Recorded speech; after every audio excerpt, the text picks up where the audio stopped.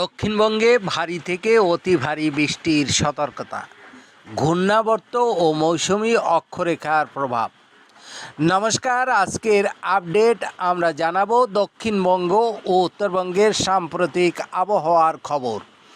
ঘূর্ণাবর্ত এবং মৌসুমি অক্ষরেখার অবস্থানের কারণে সৃষ্ট বৃষ্টিপাতের পূর্বাভাস এবং সতর্কতা সম্পর্কে বিস্তারিত জানুন।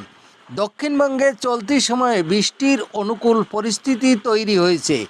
ঘূর্ণাবর্তের সঙ্গে মৌসুমি অক্ষরেখার মেলবন্ধনের কারণে দক্ষিণবঙ্গের বেশ কয়েকটি জেলায় ভারী থেকে অতি ভারী বৃষ্টির সতর্কতা জারি করেছে আলিপুর আবহাওয়া দপ্তর।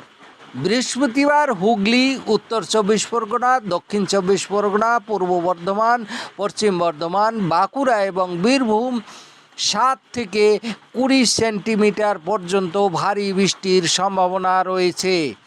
কমলা সতর্কতা জারি করা হয়েছে। এই বৃষ্টি চলবে কলকাতাতেও। উত্তরবঙ্গেও ভারী বৃষ্টির সম্ভাবনা রয়েছে। বৃহস্পতিবার মালদহে ভারী বৃষ্টির পূর্বাভাস দেওয়া হয়েছে। শুক্রবার থেকে দার্জিলিং, কালিম্পং, জলপাইগুড়ি এবং আলিপুরদুয়ারে বৃষ্টি বাড়বে।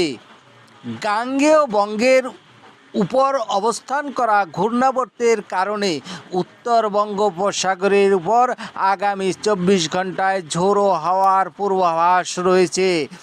সমুদ্র বন্দরের কাছাকাছি অঞ্চলে 40 থেকে 50 কিলোমিটার বেগে হাওয়া বইতে পারে।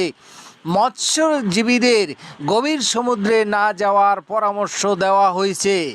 এই সময়ে যে কোনো জরুরি পরিস্থিতির জন্য সতর্ক থাকুন এবং নিরাপদে থাকুন।